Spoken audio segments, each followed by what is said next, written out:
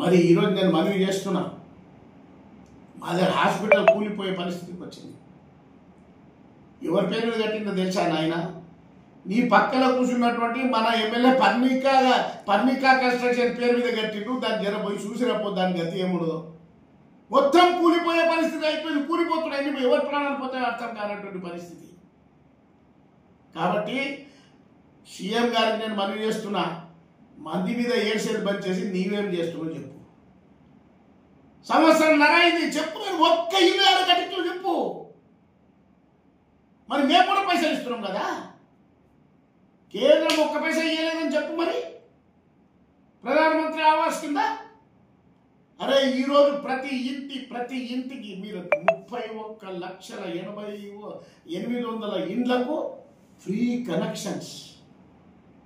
నరేంద్ర మోదీ ట్రాన్స్ఫార్మర్లు, సబ్ స్టేషన్లు మొత్తం కేంద్ర నిధులే.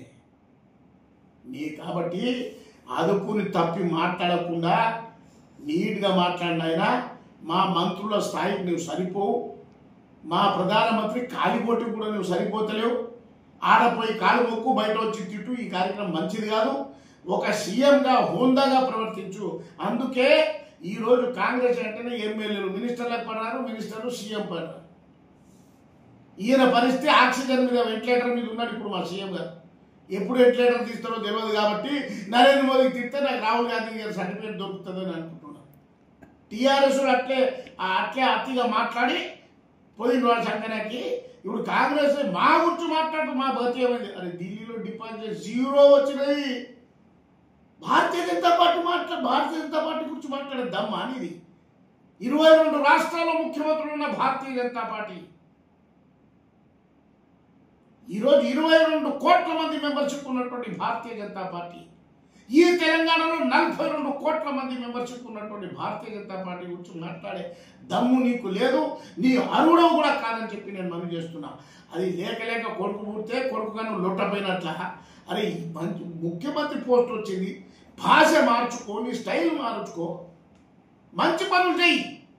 మేమేదో గౌరవపడుతున్నాం, పాత జిల్లాకు సంబంధించిన మనోడు ఏదో చేస్తాడనుకుంటే ఇటువంటి భాష మాట్లాడి నిజంగా యువత ఈరోజు రాజకీయాలు రావాలంటే ఇటువంటి నాయకులను చూస్తే రాగానే తిట్ల కార్యక్రమం, తిట్టల దండాలి అయిపోయి. వీళ్ళంతా గిన్నీస్ బుక్లో పెట్టాలి తిట్టేదంట. కాబట్టి నేను ఒక సీనియర్ లీడర్గా మనవి చేస్తున్నా, ఇప్పటికైనా మీ భాష మార్చుకోండి. మాట్లాడే ముందు విత్ డాటా తీసుకొని మాట్లాడి, ఊకేదో పొలిటికల్ భాషను మాట్లాడొద్దండి దయచేసి. ఇది మీకు మంచిది కాదు. రాబోయే కాలంలో కేజ్రీవాల్కి పట్టిన గతి కూడా నీకు పడుతుందని చెప్పి ఈ సందర్భంగా నేను చేస్తాను. ఇచ్చిన సహకార రుణాలు 23,949 కోట్ల రూపాయలు. రైతుల పంపిణీ కోసం అందించిన రుణం 4,533 కోట్ల రూపాయలు. రైతుల ఎరువుల సబ్సిడీ ఎకరకు 24,633 రూపాయలు ఈరోజు డిఏపి మీద, యూరియా మీద సబ్సిడీ ఇస్తున్న ప్రపంచంలో ఏకైక నాయకుడు. 33,000 కోట్ల రూపాయలు. సాగునీటి ప్రాజెక్టుల కోసం త్వరితగతిన కావాలని చూడండి. సాగునీటి ప్రాజెక్టు భీమా ప్రాజెక్టు ఉంది. ఎంత? 2,302 కోట్ల రూపాయలు. ఇక మిగిలిన రామగుండం విషయంలో పాలమూరు జిల్లాలో Mahabubnagar railway station, Shadnagar railway station, Gadwal railway station, Jadcherla railway station ఆధునీకరణ చేస్తున్నారు. ఇక అర్థం చేసుకుని అయినా నీవు ఉన్న ముఖ్యమంత్రి ఉన్న జిల్లాకు నీవు పుట్టక ముందే 8వ తారీఖు 9వ నెల 2023లో వికారాబాద్ కృష్ణా రైల్వే లైన్ కోసం 2,196 కోట్ల రూపాయలు కేటాయించడం జరిగింది. ఈరోజు నీవు బతుకున్నావంటే నరేంద్ర మోదీ వ్యాక్సిన్ ఇవ్వకుంటే బతికేవాడు అని చెప్పి నేను మనవి చేస్తున్నా. 27 దేశాలను, మన దేశంతో పాటు 27 దేశాలను కూడా బతికించినటువంటి మహానుభావుడు. ఈరోజు ప్రధానమంత్రి ఆవాస్ యోజన కింద ఈ ప్రభుత్వానికి ఎంత డబ్బు ఇచ్చింది తెలుసా? 4,466 కోట్ల రూపాయలు ఇవ్వడం జరిగింది. ఏడ ఉంటాట ఇల్లు? ప్రధానమంత్రి ఇండ్లు ఉంటలేవు. ఫెడరల్ సిస్టంలో నీ గవర్నమెంట్కి ఇస్తారు. నీ గవర్నమెంట్ చెప్పాలి నిధులు ఇచ్చిందని ఇవ్వాలని చెప్పు. నిధులు మరి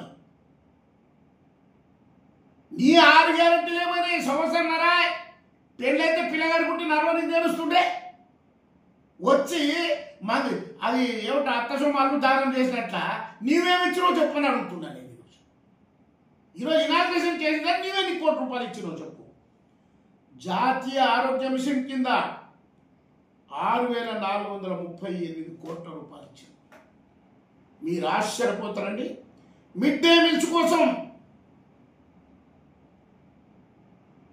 అదేవిధంగా స్కూళ్ళలో వంట గదుల కోసం, స్వచ్ఛ భారత్ కింద వేలాది కోట్ల రూపాయలు ఇవ్వడం, ఉపాధి హామీ పథకం కింద ఇవ్వడం కోట్లాది రూపాయలు కేటాయిస్తే డైవర్ట్ చేసి ఈరోజు రహదారుల కోసం 1,08 కోట్ల రూపాయలు రికార్డ్. 14-15వ ఆర్థిక సంఘం సిఫారసుల మేరకు 12,769 గ్రామ పంచాయతీల గాను మొత్తం 12,580 కోట్ల రూపాయలు. యావరేజ్ తీస్తే తెలంగాణలో యావరేజ్ ఒక్కొక్క గ్రామానికి 98,51,988 రూపాయలు నా నరేంద్ర మోదీ ఇచ్చిండు. జర చూసుకోరా నాయన, ముఖ్యమంత్రి లెక్కలు చూసుకోజరా అని అడుగుతున్నా. మున్సిపాలిటీల కోసం 71 మొత్తం 7,71 కోట్ల రూపాయలు కేటాయించారు.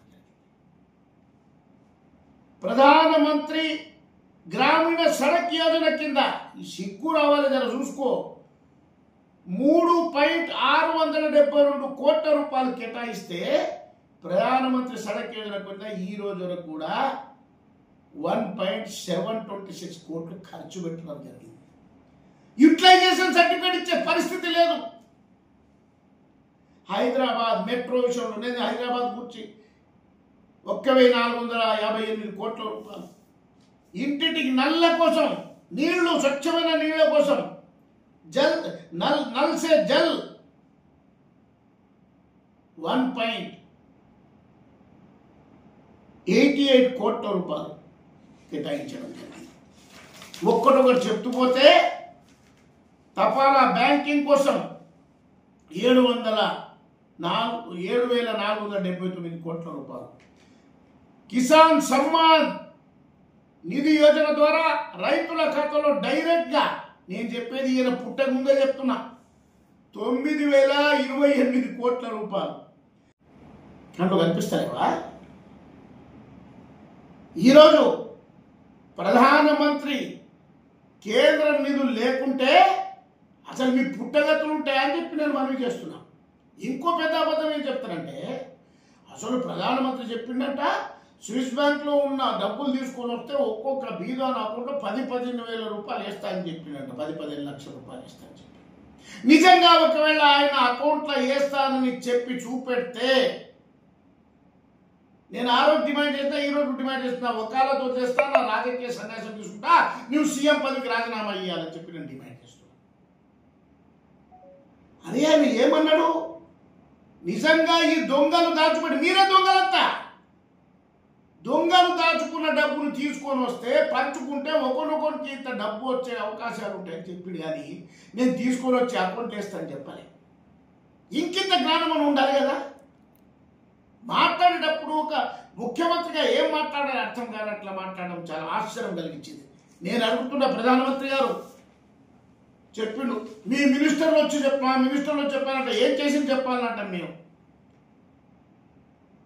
మినిస్టర్ల అవసరం నేదిస్తా, దమ్ముంటే ఏ చౌరస్తకు వస్తావు చా మొగోడు అవుతారా, నీకు జవాబిస్తాను చెప్తా. ఇగో రాసుకో, చెప్తున్నా నేను, విను బాగా. తెలంగాణకు ఈ రోజు వరకు ఇచ్చిన నిధులు కేంద్ర ప్రభుత్వం 10 లక్షల కోట్ల రూపాయలు. శాఖల వారీగా తెలంగాణ పన్నుల వాటా కింద 1,78 లక్షల కోట్లు ఇవ్వడం జరిగింది. అభివృద్ధి సంక్షేమం కోసం 4.99 కోట్ల రూపాయలు ఇవ్వడం జరిగింది. వివిధ వర్గాల వ్యక్తిగత రుణాలు 9.26 లక్షల కోట్లు ఇవ్వడం జరిగింది. వ్యవసాయ రంగం కోసం చేసిన ఖర్చు 1.55 crores of rupees. MP lands Telangana ఎంపీలకు 983 కోట్ల రూపాయలు. పునర్వ్యవస్థీకరణ చట్టం 2014 ప్రకారంగా అందించిన నిధులు ఈ రోజు 2250 కోట్ల రూపాయలు. మన యొక్క తెలంగాణ ముఖ్యమంత్రి రేవంత్ రెడ్డి గారు నారాయణపేటలో మెడికల్ కాలేజ్ ఇనాగ్రేషన్ కోసం వచ్చి వాళ్ళ పార్టీ మీటింగ్లో ఆయన తన హద్దుని తన బ్యాలెన్స్ని కోల్పోయి ప్రధానమంత్రి గురించి మా యొక్క మంత్రుల గురించి మాట్లాడడం జరిగింది. నేను సూటిగా అడగదలుచుకున్నా, రేవంత్ రెడ్డి గారు మీ స్థాయి ఎంత, మీరెంత? 140 కోట్ల మందికి ఆయన ప్రధానమంత్రి, 140 కోట్ల మందికి వీళ్ళిద్దరు కూడా కేంద్ర మంత్రులు. నీవు 4 కోట్ల మందికి ముఖ్యమంత్రి. పిట్ట కొంచెము కూతగనం అన్నట్లుగా అది చెప్తారు కదా, అత్త సొమ్ము అల్లుడు దానం చేసేటట్లుగా నీవు ఇనాగ్రేషన్ చేసిన దానికి 66 కోట్ల రూపాయలు నీవు ముఖ్యమంత్రి కాకముందే కేంద్రం ఇచ్చింది. మర్చిపోయినావా? చూసుకో ఒకసారి జీవో అని చెప్పి నేను అడుగుతున్నా. ప్రధానమంత్రి ఒక్క ఇళ్లను కట్టించిందా 10 సంవత్సరాలు అన్నాడు. సిగ్గుశరం లేకుండా మాట్లాడుతున్నాడు. ఒక ముఖ్యమంత్రి, ప్రధానమంత్రి దేశం మొత్తంలో 21 కోట్ల మందికి ఈరోజు ప్రధానమంత్రి ఆవాస్ కింద ఇల్లు కట్టించారు. మన మహబూబ్ నగర్ జిల్లాకు 5020 ఇప్పుడు 2 సంవత్సరాల కిందనే ఇళ్లకు నిధులు కేటాయించడం జరిగింది. నేను అడుగుతున్నా, ప్రధానమంత్రి డైరెక్ట్ ఇల్లు చూపెట్టమన్నాడు ఆయన, విచిత్రం. మరి నేను అడుగుతున్న ప్రధానమంత్రి గారు, ఈరోజు మా రేవంత్ రెడ్డి గారు, మా ప్రధానమంత్రి గారు మరి ఈరోజు బియ్యం ఫ్రీ ఇస్తున్నారు కదా, మరి దాంట్లో నీ ఫోటో పెట్టిన సిగ్గుచరం ఉందా అని చెప్పి నేను అడుగుతున్నా. ప్రధానమంత్రి 83 కోట్ల మందికి దేశంలో తెలంగాణలో అందరికి కూడా మరి ఫ్రీ